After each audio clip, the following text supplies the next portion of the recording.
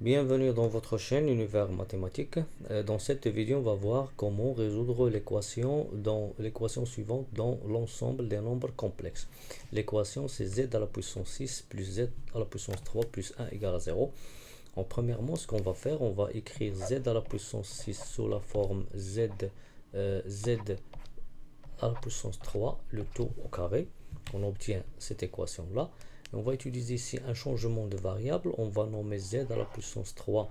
On va le nommer grand Z. Et on va obtenir, bien sûr, si je pose grand Z égale à z petit z à la puissance 3, on obtient l'équation suivante. Z carré plus z plus 1 égale à 0. Et on a obtenu une équation du deuxième degré.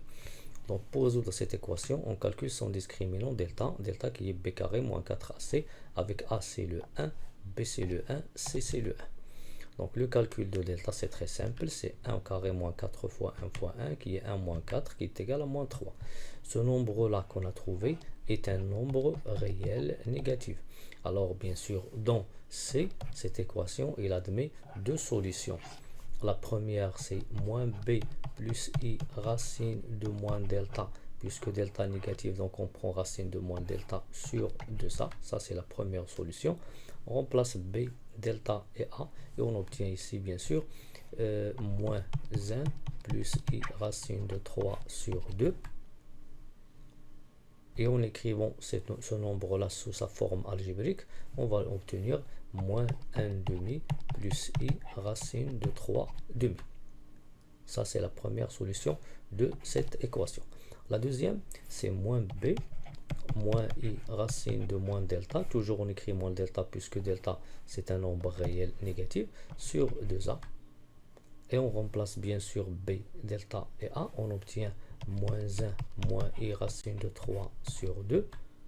Et en écrivant ce nombre-là sous sa forme algébrique, on obtient moins 1 demi moins i racine de 3 demi.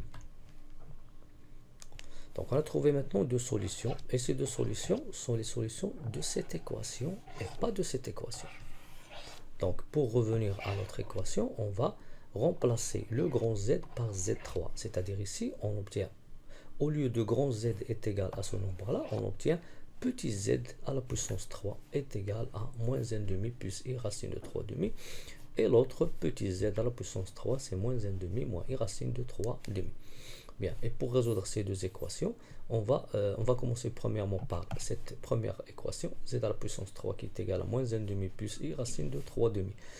Bien, donc pour résoudre cette équation, on va utiliser la racine énième d'un nombre complexe. On sait que si on a un nombre complexe qui est écrit sous sa forme trigonométrique, R facteur de cos alpha plus I sin alpha, avec R son module, alpha son argument, alors les racines énièmes de Z sont de la forme Z indice K qui est égal à la racine énième R, donc on prend, puisqu'on dit ici racine énième, donc on prend la racine énième du module, facteur de cos de quoi?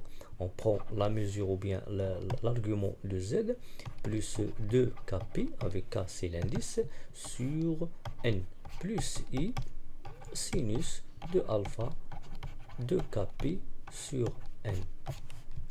Ça ce sont les racines énièmes. Avec K,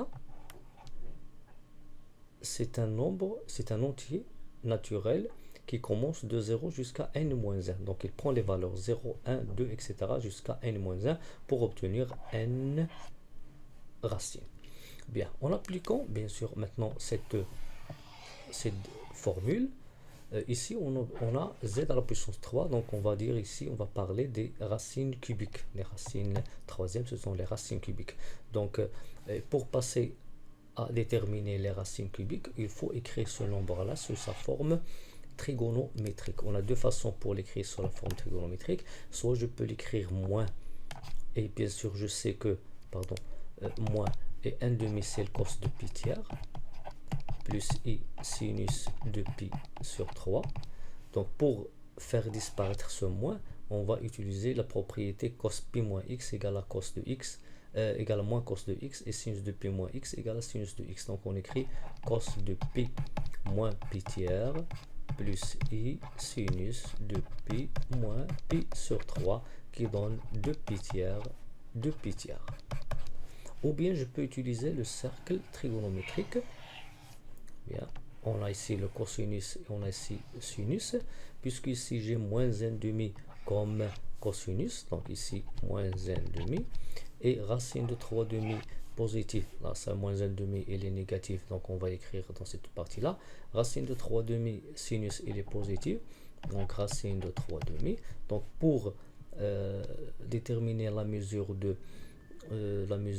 dont le cosinus est égal à moins 1,5 sinus racine 3,5, on trace la droite qui passe par ce nombre-là et parallèle à l'axe des abscisses, et l'autre, pardon, puisqu'on a ici, on n'a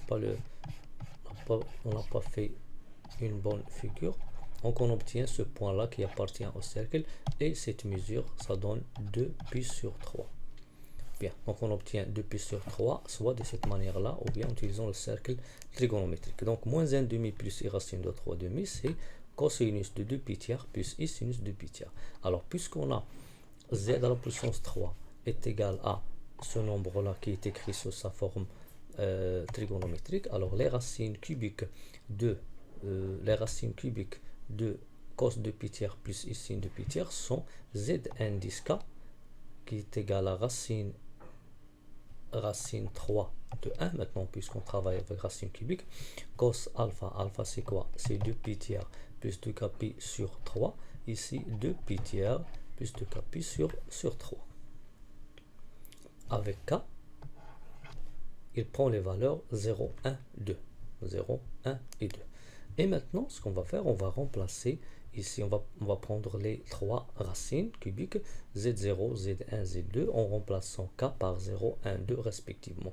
Donc pour k égale à 0, si je remplace ici par 0, on obtient ici 2kπ qui vaut 0, et 2π tiers sur 3, le tout sur 3 est donc 2π neuvième, et racine cubique de 1, c'est le 1. Alors on obtient cos de 2π neuvième plus i sinus de 2π neuvième. Pour k égale à 1 maintenant, on va remplacer ici par 1. Si je remplace par 1, on obtient en gros 2π tiers plus 2 fois 1 fois π, c'est 2π, le tout sur 3. Donc si je réduis au même dénominateur, on obtient 2π plus 6π, ça donne 8π sur 3, le tout sur 3, qui donne 8π sur 9. Alors on obtient 1 fois cos de 8π sur 9 plus i sinus de 8π sur 9. Pour la valeur 2, on obtient 2π tiers ici, plus, ici je remplace ici par 2, ici par 2, on obtient 4π, le tout sur 3. En réduisant au même dénominateur, on obtient 2π plus 12π qui donne 14π sur 3, qui donne finalement 14π sur 9. Alors pour k égale à 2, on obtient z2 égale à 14π sur 9 plus i sinus de 14π sur 9. Et ainsi, on a obtenu les trois racines cubiques de cette équation. Bien, ce qu'on a fait pour la première équation, on va le refaire pour la deuxième équation. On a z3 égale à moins 1,5 moins i racine de 3,5. De la même manière, je peux maintenant utiliser le cercle trigonométrique pour écrire ce nombre sous sa forme. Pour écrire le nombre sous la forme trigonométrique. Moins 1,5 c'est le cosinus, et moins racine de 3,5 sans le i, ça donne le sinus. Et on obtient bien sûr maintenant,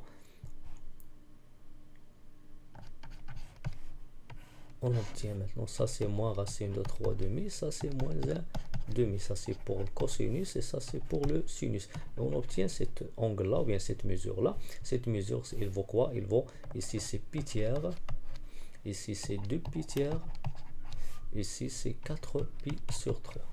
Donc, z' qui est égal à moins 1,5 moins i racine de 3,5 est égal à cos de 4π tiers plus i sinus 4π tiers. Donc on va l'écrire ici.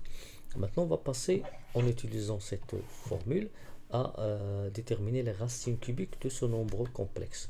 Donc les racines cubiques de cos 4π tiers plus i sinus 4π tiers sont z' indice k, qui est égal à la racine cubique de 1 fois cos de 4π tiers plus 2kπ sur 3 plus i sinus de 4π tiers plus 2kπ sur 3. C'est-à-dire on remplace ici 4π tiers, quoi? C'est la valeur bien sûr, ou bien c'est l'argument du nombre complexe, ça c'est le alpha, plus 2kπ sur 3, 3 c'est le n puisque ici on travaille racine cubique.